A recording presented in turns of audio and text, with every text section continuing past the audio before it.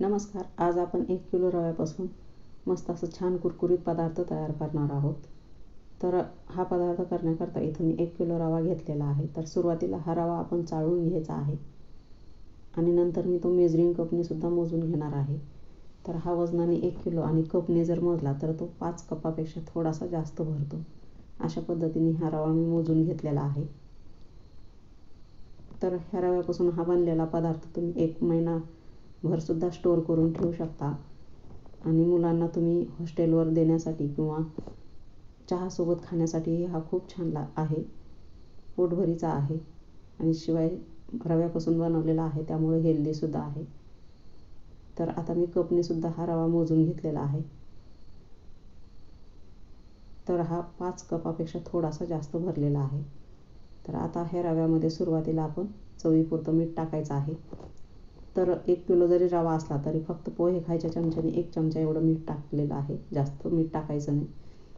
1 tablespoon एवढा ओवा मी याच्यामध्ये हातावर क्रश करून टाकलेला आहे. त्यानंतर त्याच्यामध्ये 2 टेबलस्पून एवढे तीळ टाकलेले आहेत. तर हे तीळ भाजलेले नाही आहेत, कच्चेच आहेत. तसंच पोहे खाण्याच्या चमच्याने 1 चमचा धनेपूड, 1 चमचा जिरेपूड आणि लाल तिखटसुद्धा मी 1च चमचा टाकलेला आहे.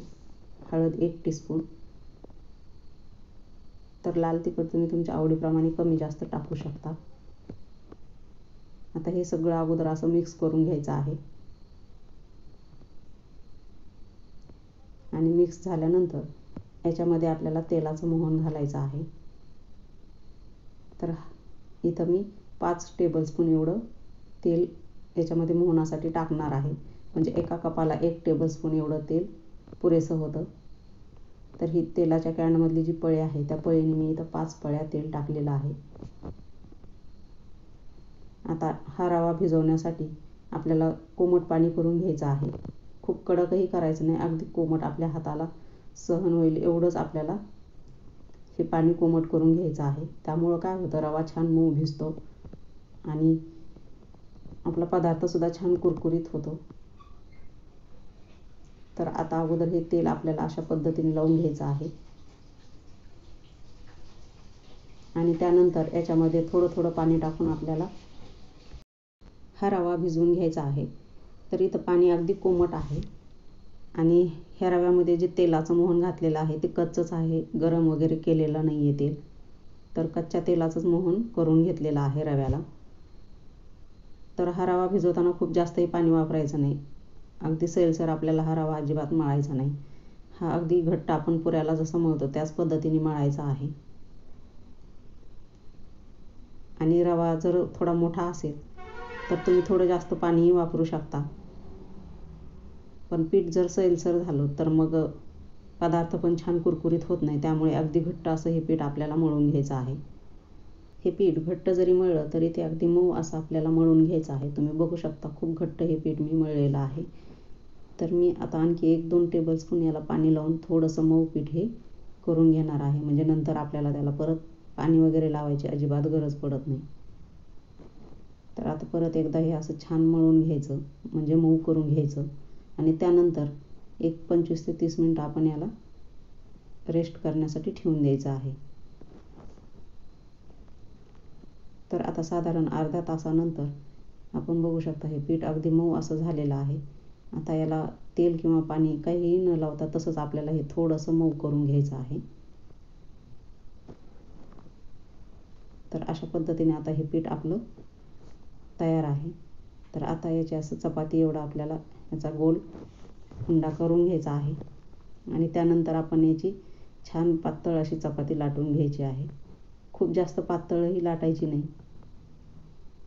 नाहीतर मग ह्या कापण्या तेलामध्ये करपू शकतात.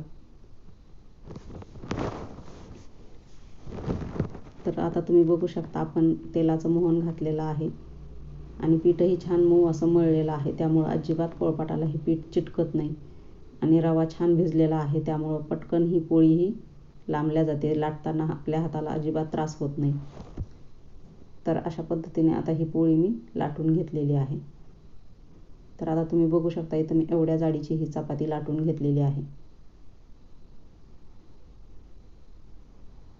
तर आता याच्या आपल्याला कापण्या करून घ्यायच्या आहेत. त्याकरता इथं तुम्ही असा चमचा, सुरी किंवा पिझ्झा कटरही वापरू शकता. तर इथं मी पिझ्झा कटर वापरून ह्या कापण्या बनवणार आहे. तर सुरुवातीला मी त्याच्या अशा मोठ्या मोठ्या पट्ट्या करून घेत आहे आणि त्यानंतर आपण याला त्रिकोणी आकारात कापून घ्यायचं आहे. तर ह्या कापण्या तुम्ही तुमच्या आवडीप्रमाणे कशाही पद्धतीने बनवू शकता, छोट्या मोठ्या साईजच्या. तर अशा पद्धतीने ह्या मी त्रिकोणी आकारात आता ह्या कापण्या तयार करून घेतलेल्या आहेत. तर हा रव्याचा पदार्थ असल्यामुळं खाण्यासाठीही खूप छान आहे आणि हा असा नुसता खाण्यासाठी सुद्धा खूप छान टेस्टी लागतो. मधल्या वेळेत तो आपण खाऊ शकतो. अशाच पद्धतीने आपण सगळ्या रव्याच्या कापण्या करून घेणार आहोत. तर तुम्ही बघू शकता एवढ्या जाडीच्या ह्या मी बनवलेल्या आहेत.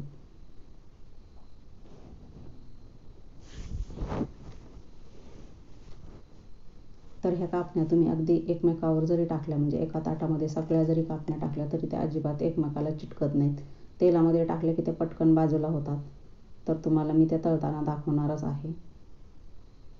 तर आता इथं हे एका चपातीच्या कापण्या करून तयार झालेल्या आहेत. तर राहिलेल्या सगळ्या पिठाच्या आपण अशाच पद्धतीने ह्या रव्याच्या कापण्या करून घ्यायच्या आहेत. तर आता इथं मी सगळ्या कापण्या करून घेतलेल्या आहेत. तर आता आपण याला छान कडकडीत तेलामध्ये तळून घ्यायचं आहे. तर सुरुवातीला इथं मी अशा एक एक कापण्या टाकत आहे.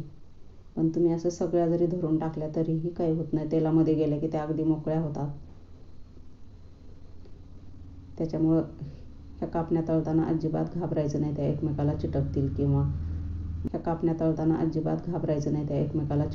किंवा आपलं तेलही खराब होईल, असं काहीही होत नाही. आता मी एकमेकाला चिटकलेल्या कापण्यासुद्धा तुम्हाला तळून दाखवते. तर तुम्ही इथं बघू शकता अशा ह्या चिटकलेल्या कापण्यासुद्धा मी सगळ्यासोबत अशा टाकून दिलेल्या आहेत. तरीही त्या अगदी मोकळ्या मोकळ्या होतात. ह्या कापण्या तळताना तेल अगदी कडकडीत गरम करून घ्यायचं आणि नंतर गॅस मिडियम करायचा. खूप कमी गॅसवर किंवा खूप हाय गॅसवर आपल्याला ह्या कापण्या तळून घ्यायच्या नाही आहेत. कारण जर तुम्ही खूप मोठ्या गॅसवर ह्या कापण्या तळल्या तर त्या कुरकुरीत होणार नाहीत. थोड्या वेळाने त्या लूज पडतील. त्यामुळं मिडियम गॅसवर आपल्याला ह्या तळून घ्यायच्या आहेत.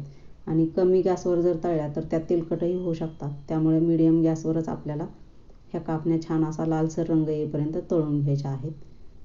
तर अशाच पद्धतीने आता राहिलेल्या आपण सगळ्या कापण्या तळून घेणार आहोत. तर आता इथं मी सगळ्या कापण्या तळून घेतलेल्या आहेत आणि तुम्ही बघू शकता छान अशा त्या क्रिस्पी झालेल्या आहेत. आणि माझ्या हाताला अजिबात तेलही लागत नाही. तुम्हाला असं वाटेल की ह्या तेलामध्ये तळल्यामुळे खूप तेलकट होतात की काय, पण तसं अजिबात होत नाही. आणि खुसखुशीत तर त्या एवढ्या होतात ना की अगदी त्याचा बारीक असा चुरा होतो. जर कापण्या कडक झाल्या तर त्याचा एकदम बारीक असा चुरा होत नाही. तर तुम्ही जवळूनही बघू शकता अगदी छान कलर ह्या कापण्यांना आलेला आहे. तर आता इथं मी एक तुम्हाला तोडून दाखवते. तर तुम्ही बघू शकता अगदी बारीक असा याचा चुरा होत आहे. जर ही कापणी कडक झाली तर तिचा इतका बारीक चुरा होत नाही.